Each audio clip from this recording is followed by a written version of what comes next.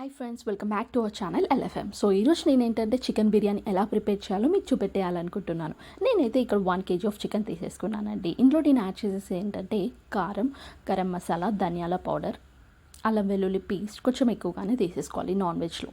ఇంక ఇదేంటంటే సాల్ట్, పసుపు, పెరుగు అనమాట. గడ్డ పెరుగు తీసేసుకున్నాను. ఈ అన్ని ఇంగ్రీడియంట్స్ ఇంకా నిమ్మరసం కూడా యాడ్ చేసేస్తున్నాను. ఇంకా మంచి కలిపేసుకోవాలి. ఇంకా నేను ఇక్కడ ఏంటంటే ఆయిల్ కూడా యాడ్ చేసేస్తున్నాను అనమాట. మనకి బిర్యానీ అనగానే కొంచెం ఆయిల్ ఎక్కువగానే యూస్ చేయాలన్నమాట. సో ఇవన్నీ మంచిగా చికెన్కి మసాజ్ చేసేసుకొని మ్యాగ్నేట్ చేసేసుకొని పక్కన పెట్టేసుకోవాలన్నమాట ఒక ½ అన్ అవర్ వరకు. ఇలా మ్యాగ్నేట్ చేసుకున్న చికెన్ మనం కుక్ చేస్తే చాలా టేస్టీగా ఉంటుంది అనమాట. సో ఈ ½ అన్ అవర్ తర్వాత నేను ఆ యొక్క కడాయిని స్టవ్ ఆన్ చేసేసి మూత పెట్టేసుకొని బాయిల్ చేసేసుకుంటున్నాను. ఆ లోపు నేను వచ్చేసి ఇక్కడ రైస్ తీసేసుకున్నానండి. ఇది బాస్మతి రైస్ కాదు, మనం ఇంట్లో ప్రిపేర్ చేసే నార్మల్ రైస్ అనమాట. ఇది వాష్ చేసేసుకొని ఇలా వాటర్ వేసేసుకొని పెట్టుకున్నాను అనమాట. 1 kg ఆఫ్ చికెన్కి 1 kg ఆఫ్ రైస్ తీసేసుకున్నాను. ఇంక ఇది వచ్చేసి ఏంటంటే బగారా లీవ్స్, దాల్చిన చెక్క, లవంగం, సాజీరా, ఇవన్నీ కూడా బగారా ఇంగ్రీడియంట్స్ అన్నీ ఆ బాయిల్ అవుతుంటే ఆ వాటర్లో నేను వేసేస్తున్నాను అనమాట. ఇంకా ఆయిల్ కూడా యాడ్ చేసేస్తున్నాను. ఆయిల్ ఎందుకంటే మనకు అన్నం ముద్దవకుండా ఉంటుంది అనమాట. సో ఇలా యాడ్ చేసేసాను. ఇంకా మనకు బాయిల్ అవుతూ ఉంటుంది. సో ఇదేంటంటే మంచి ఆల్మోస్ట్ కుక్ అవ్వగానే నేను ఇది వడకట్టేసుకొని పక్కన పెట్టుకున్నాను అనమాట.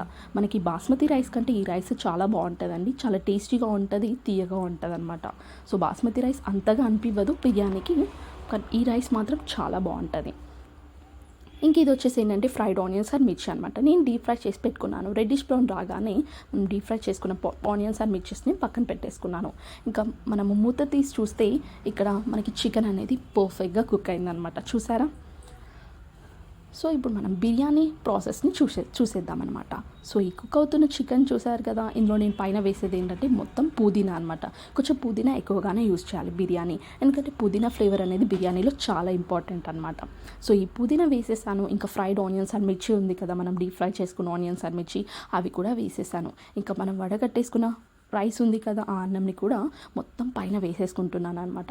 కింద మొత్తం చికెన్, ఇంకా పుదీనా, ఆనియన్స్, ఇంకా పైన మొత్తం రైస్, ఇంకా మిగిలిపోయిన ఆనియన్స్ అండ్ మిర్చి ఉంది కదా, అది కూడా వేసేసుకుంటున్నాను. ఇది మర్చిపోకండి, సిమ్లోనే కుక్ చేసేసుకోవాలి. అప్పుడే చికెన్ అనేది కింద మాడకుండా ఉంటుంది అనమాట. ఇంకా నేను ఇక్కడ చుట్టూరా ఆయిల్ వేసేసుకుంటున్నాను అనమాట, ఎందుకంటే మనకి చికెన్ అనేది మాడకుండా ఉంటుంది, చాలా బాగుంటుంది అనమాట. ఇంకా ఇది మూత పెట్టేసుకొని ఒక 5-10 minutes వరకు మనం సిమ్లోనే కుక్ చేసేసుకోవాలి. నేను ఇక్కడ బరువు కోసము రోల్ రాయిని వాడాను. మనం అల్యూమినియం ఫాయిల్ పేపర్ అయినా వాడొచ్చు అనమాట. ఇంకొక 10 minutes తర్వాత మనం మూత తీసి చూస్తే మనకి పర్ఫెక్ట్ చికెన్ బిర్యానీ రెడీ అయిపోయినట్టే అండి. నేను ఇక్కడ ఎటువంటి ఫుడ్ కలర్స్ యూజ్ చేయలేదు, ఎందుకంటే మనం ఇంట్లోనే ప్రిపేర్ చేసేసుకుంటున్నాం కదా, న్యాచురల్గా ఉంటేనే నాకు చాలా ఇష్టం అనమాట. సో నేను ఇక్కడైతే ఎటువంటి ఫుడ్ కలర్స్ యాడ్ చేయలేదు. ఇంకా మనము ఇది కలిపేసుకున్నామా, మనకి పర్ఫెక్ట్ చికెన్ బిర్యానీ రెడీ అయిపోయినట్టే అండి. ఇది నాకైతే చాలా ఇష్టం అండి. ఇదైతే నేను 2 పూటలు కాదు 3 పూటలు కుమ్మేస్తాను, అంతగా బాగుంటుంది అనమాట. సో మీరు కూడా తప్పకుండా ట్రై చేయండి. ఈ వీడియో స్కిప్ కాకుండా చూసేయండి. So thank you for watching my video. Please subscribe my channel and please support me.